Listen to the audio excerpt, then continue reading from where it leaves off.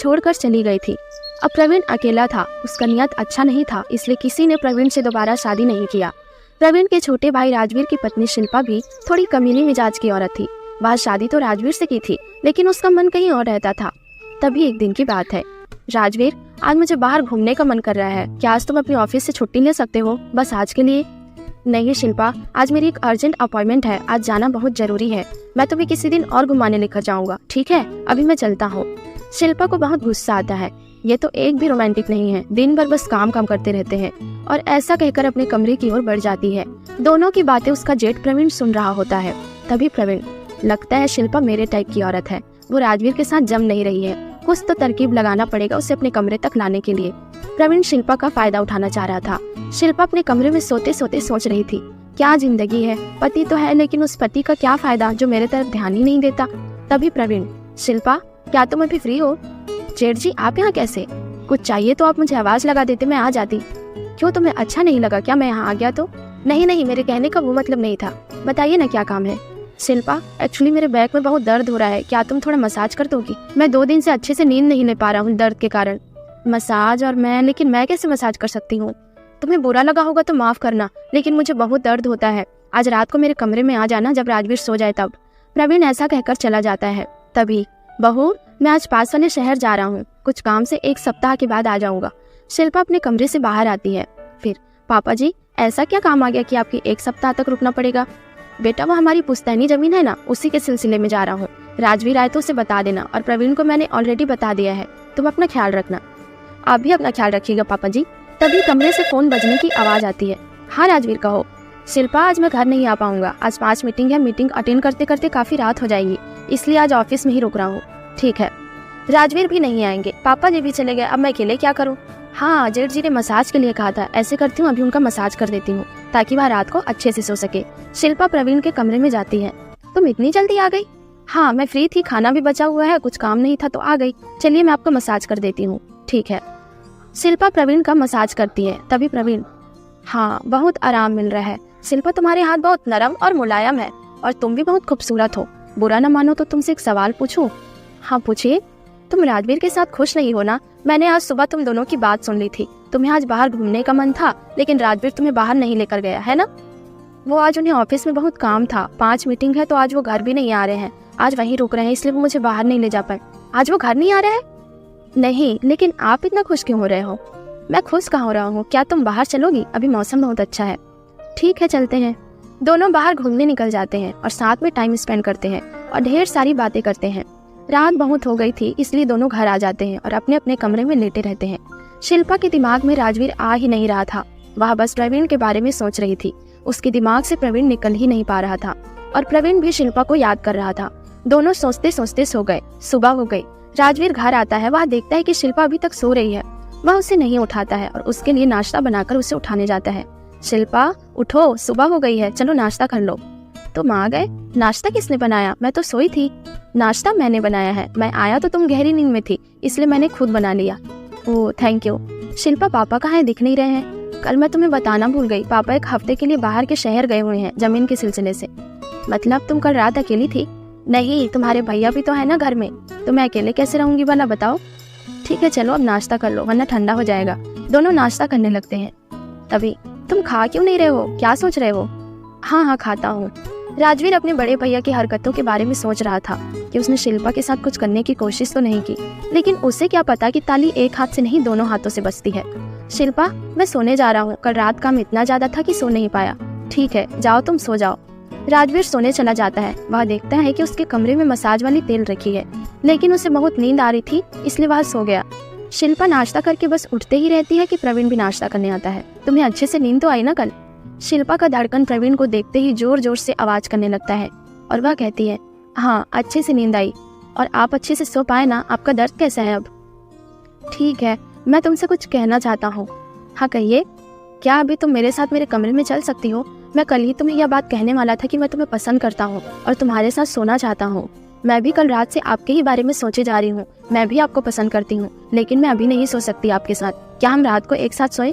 क्योंकि अभी राजवीर घर में है इसलिए। ठीक है, फिर रात को सोते हैं। जैसे ही राजवीर सो जाएगा तुम आ जाना मेरे पास।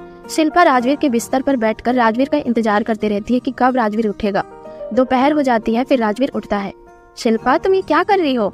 बस मैं तुम्हारे उठने का इंतजार कर रही थी। तुम्हें नाइट ड्यूटी जाना पड़ेगा ना। आज तो मैंने सारी तैयारी कर ली, तुम थोड़ा घुमाओ बाहर से, फिर खाना खा लेना। रुक तो जाओ जरा, बोले ही जा रही हो। आज मैं ऑफिस नहीं जा रहा हूँ, आज तुम्हारे लिए छुट्टी ली है मैंने। आज हम कहीं बाहर डिनर करने जाएंगे और तुम ये साड़ी छोड़कर कुछ अच्छा सा वेस्टर्न ड्रेस पहनना, ओके? क्या आज तुम नहीं जाओगे ड्यूटी? शिल्पा और प्रवीण का सारा प्लानिंग चौपट हो जाता है। कुछ ही समय में शाम हो जाती है। शिल्पा स्कर्ट पहनती है और दोनों घूमने चले जाते हैं। प्रवीण रात को शिल्पा का इंतजार करते रहते हैं। शिल्पा उसके कमरे में नहीं आई तो वह उसके कमरे में देखने गया, लेकिन शिल्पा तो राजवीर के साथ बाहर गई थी। थोड़ी ही देर में राजवीर और शिल्पा घूम कर आ जाते हैं। शिल्पा को उस ड्रेस में देखकर प्रवीण पागल हो जाता है। कहाँ गए थे दोनों?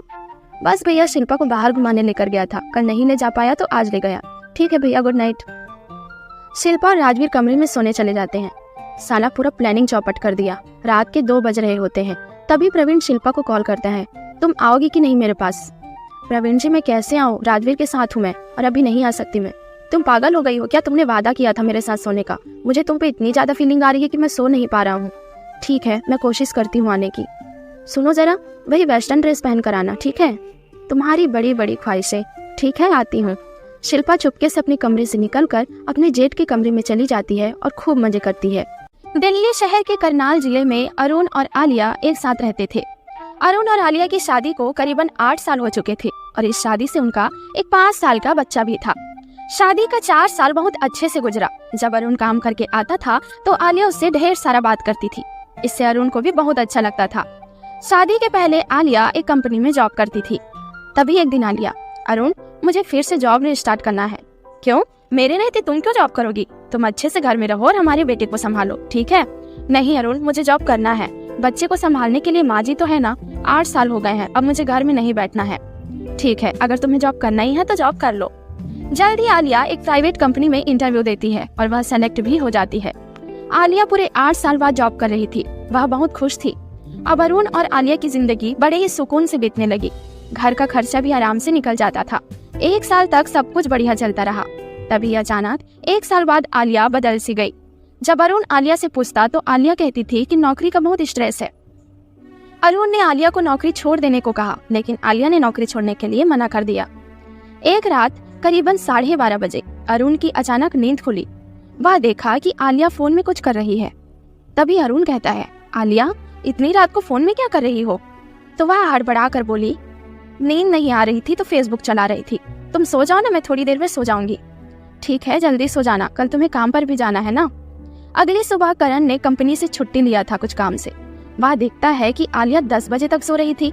तभी अरुण, आलिया, क्या आज तुम्हें काम पर नहीं जाना है? 10 बज गए हैं, थोड़ी देर और सोने दो ना, फिर काम पर चले जाऊंगी।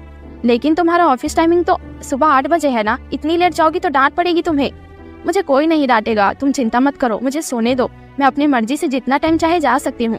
ऑफिस कोई कुछ नहीं कह सकता मुझे। नींद में आलिया ने ये सब बातें कही जो अरुण को खटकने लगा। वह सोचने लगा कि आखिर आलिया भी तो वहाँ एक स्टाफ ही है, लेकिन इसको इतना छूट क्यों दी गई है। छोड़ो हटाओ, ये अच्छा काम करती होगी इसीलिए इसे लेट आने पर डांट नहीं पड़ती होगी। और अरुण हॉल की ओर बढ़ जाता है। आलिया उठती है और जल्दी से ऑफिस के लिए चली जाती है। उस वक्त 12 बज चुके थे।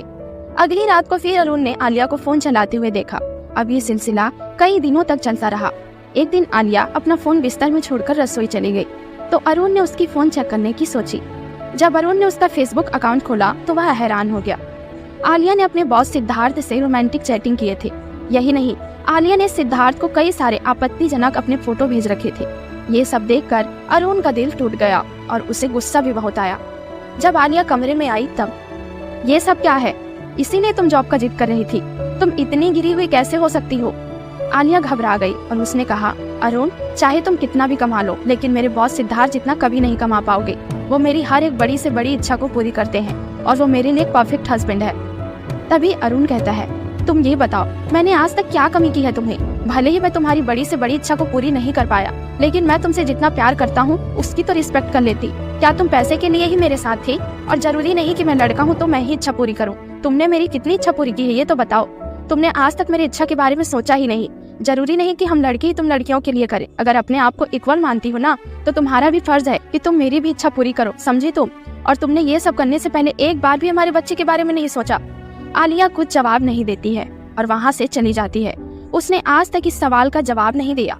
अब अरुण अकेले रहता है और अपने बच्चे का ख्याल रखता है। 1 साल बाद आलिया को उसके बॉस ने छोड़ दिया। अब वो दर दर भटक रही है, लेकिन अरुण अब उसे अपनी जिंदगी में शामिल नहीं